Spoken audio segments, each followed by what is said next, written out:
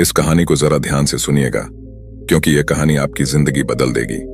नमस्कार दोस्तों, YouTube channel में आपका दिल से स्वागत है। महात्मा बुद्ध कह रहे थे कि संसार के इस माया जाल में मत फंसो, संसार से ऊपर उठो। यहाँ कोई अपना नहीं होता। संसार के मोह माया में जो फंस गया, जिसने अपनी बुद्धि का इस्तेमाल नहीं किया, वह व्यक्ति जो समय पर अच्छे कर्म नहीं करता और बुरे कामों में जुट जाता है, वह आने वाले समय में बड़े दुखों का सामना कर सकता है, क्योंकि उसके बुरे कर्म ही उसके दुखों का कारण बनेंगे। इसलिए आप सभी इस संसार की मोह माया अर्थात इच्छा, लालच, क्रोध इत्यादि को ध्यानपूर्वक देखते हुए अपना कर्म करें। इतना कहकर महात्मा बुद्ध ने अपना उपदेश समाप्त किया और वहां से चले गए।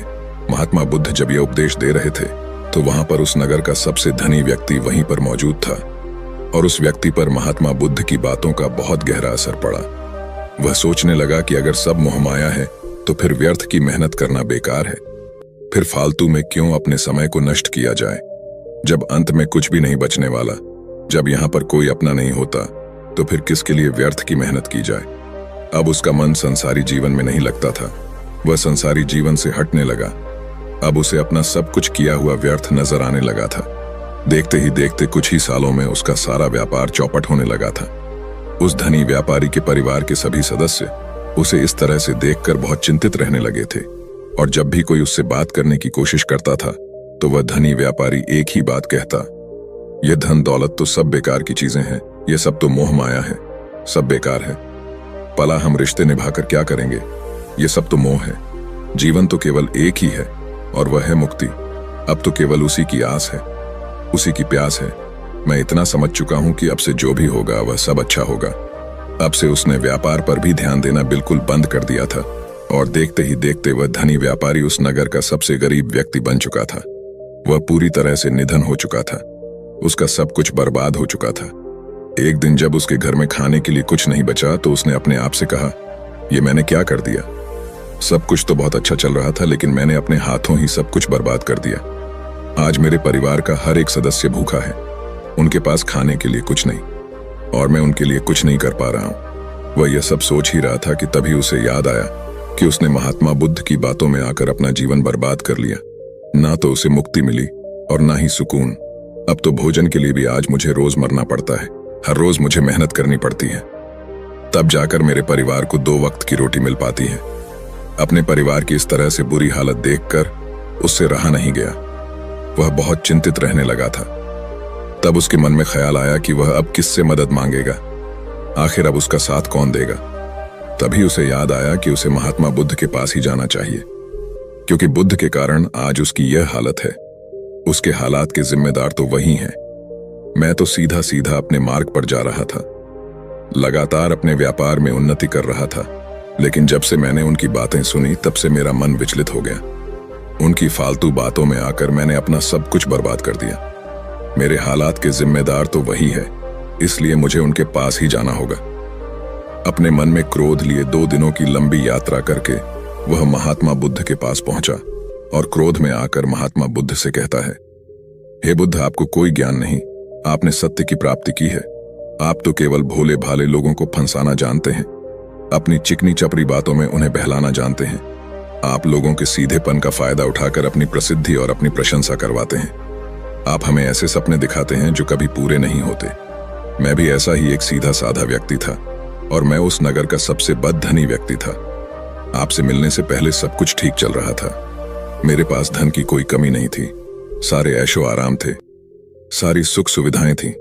लेकिन जब से मैंने आपका उपदेश सुना, मैं आपसे इतना प्रभावित हो गया कि मैंने आपकी बातों को ही मानना शुरू कर दिया और वह सारी चीजें छोड़ दी जो मुझे संसारी जीवन से जोड़ती थी। अर्थात संसार की सारी मोह माया मैंने त्याग दी। और आज देखिए, आपकी वजह से मेरा पूरा परिवार भिखारी बन चुका है। वह छोटी सी कुटिया में रहता है, यहां तक कि रोज के खाने के लिए भी नहीं है। आपकी वजह से मैं पूरी तरह से बर्बाद हो चुका हूं।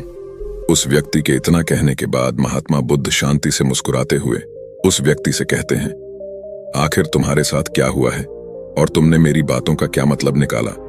इस पर वह व्यक्ति महात्मा बुद्ध को सारी बातें बता देता है। आप कहते हैं कि धन दौलत की इच्छा करना यह काम सब मोह माया है से भरा है। आप सांसारिक जीवन को बुरा कहते हैं और खुद इस संसार में आकर भिक्षा मांगते हैं। आप आध्यात्मिक जीवन को अच्छा बताते हैं, किंतु मेरा एक प्रश्न है, इस आध्यात्मिक जीवन से हमें क्या मिलता है, इससे हमें क्या लाभ। आपने कहा था कि हमें आध्यात्मिक जीवन से सुख प्राप्त होता है, लेकिन मैंने तो जब से आध्यात्मिक जीवन अपनाया है तब से मुझे केवल दुख ही दुख मिला है।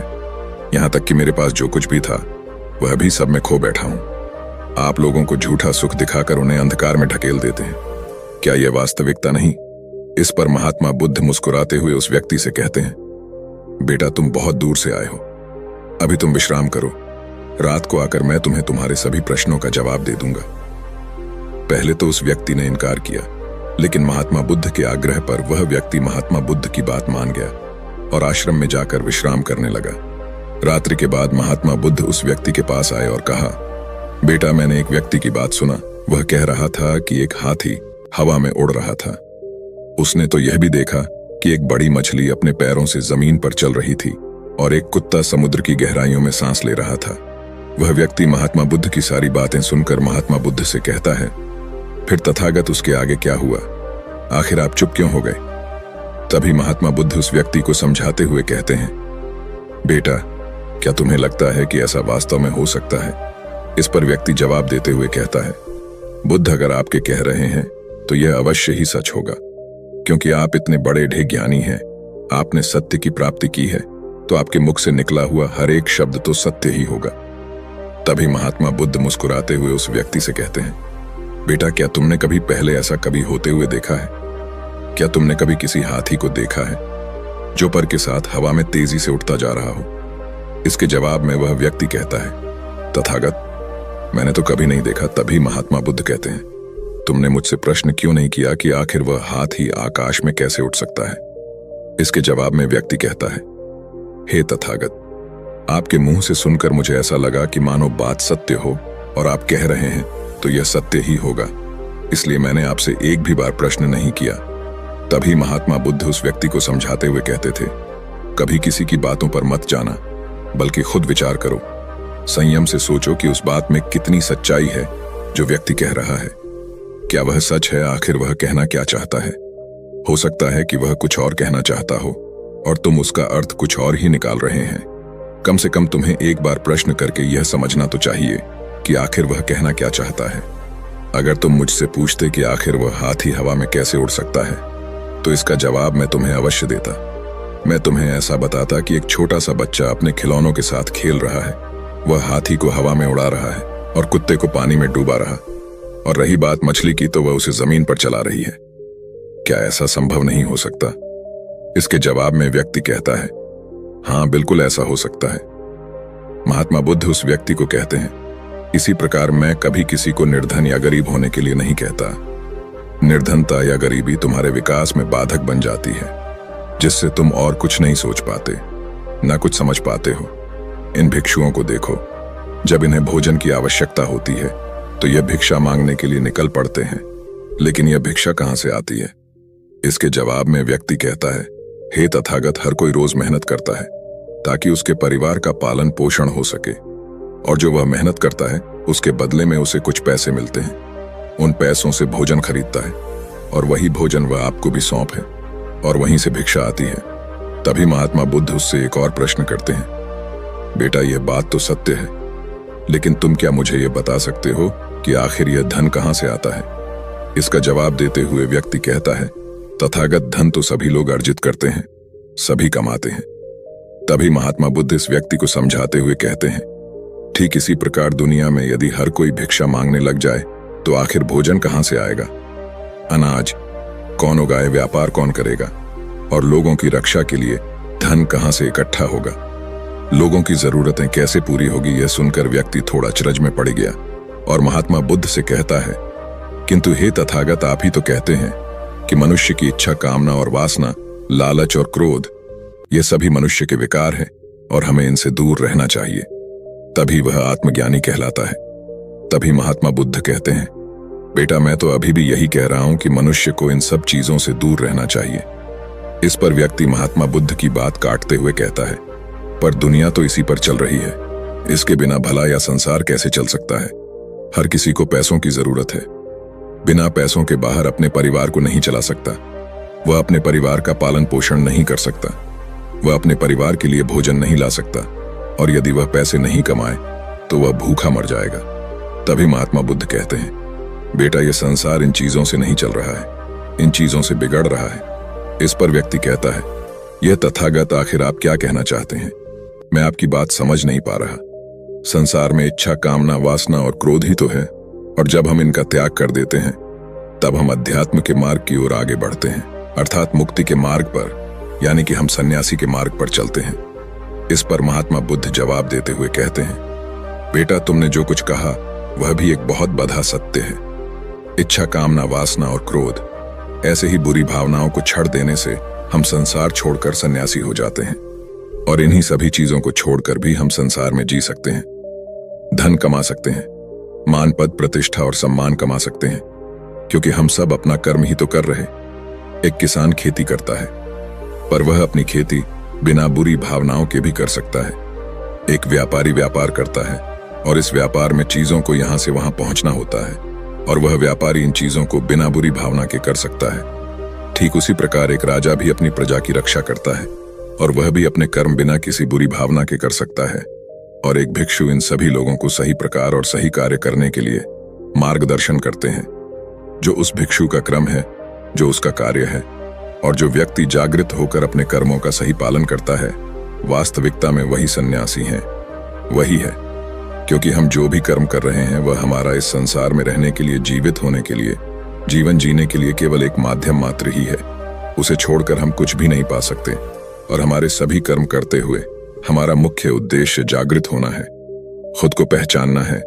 एक बार यदि हमारे भीतर ज्ञान का उदय हो गया, तब हम चाहे जो भी करें, वह फिर संसारी हो या सन्यासी, सब एक ही होते हैं। इस पर व्यक्ति महात्मा बुद्ध से कहता है, हे बुद्ध, किंतु मैंने तो देखा है कि आप अपने संघ में उन लोगों को भी शामिल कर लेते हैं जो लोग अपने परिवार को छोड़कर आए, अपने माता पिता को, अपने बीवी बच्चों को छोड़कर आए। क्या आप उनसे कभी यह कहते हैं कि जाकर अपनी जिम्मेदारियां पूरी करो और धन कमाओ, और वहीं पर रहकर तुम आत्मज्ञान प्राप्त करो? उस व्यक्ति के प्रश्न का जवाब देते हुए महात्मा बुद्ध कहते हैं, क्या तुम हाथी को हवा में उड़ा सकते हो? इसके जवाब में वह व्यक्ति कहता है, नहीं, मैं नहीं उड़ा सकता। तभी महात्मा बुद्ध कहते हैं, केवल एक बच्चा ही हाथी को हवा में उड़ा सकता है। ठीक उसी प्रकार जिस व्यक्ति को जो बनना है वह तो वह बनकर ही रहेगा। जैसे किसी व्यक्ति को व्यापारी बनना है तो वह व्यापारी बनेगा। ठीक इसी प्रकार यदि किसी व्यक्ति को आत्मज्ञान की प्राप्ति करनी है तो उसे सब कुछ तो त्यागना ही होगा।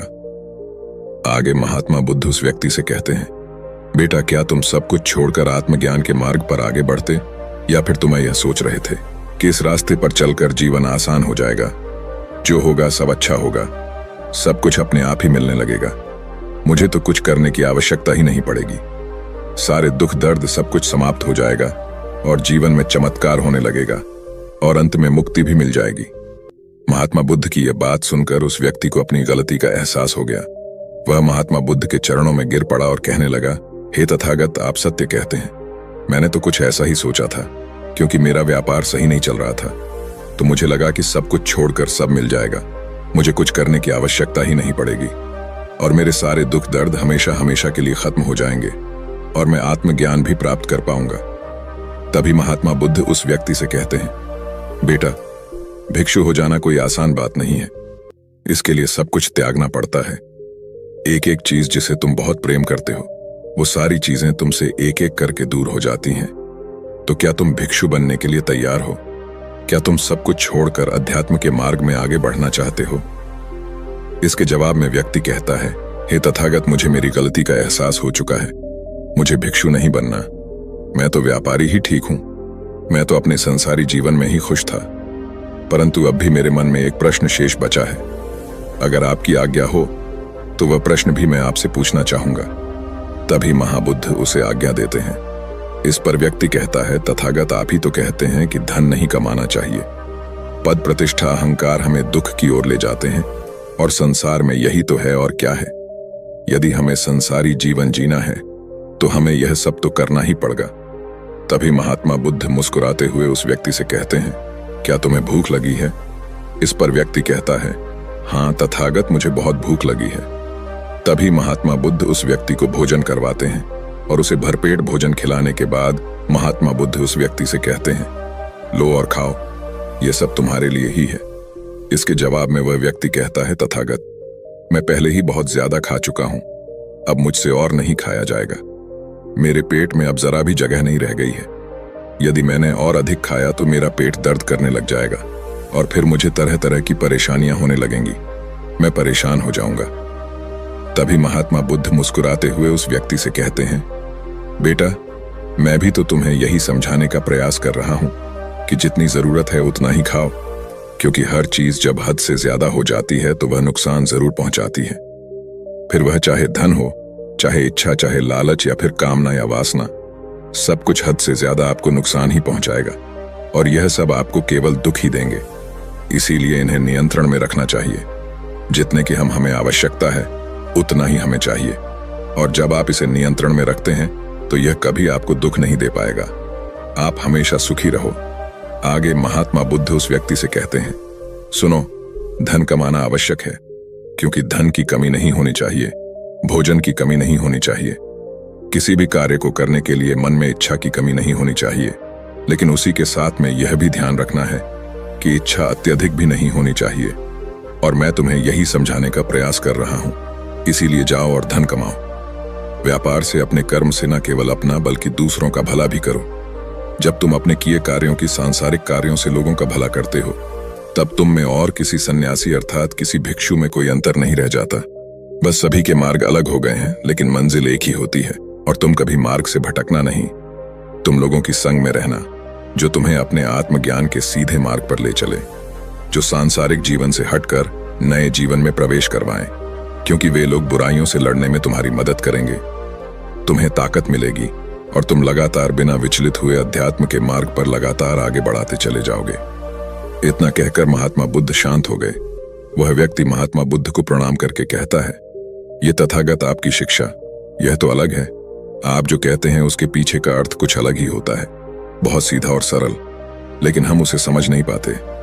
आपके पास चमत्कार का आश्वासन नहीं है, पर आपके पास वह मार्ग है जिसमें मार्ग पर चलकर मैं अवश्य ही अध्यात्म को प्राप्त कर सकता हूं, जिससे मेरा और लोगों का सभी का भला होगा।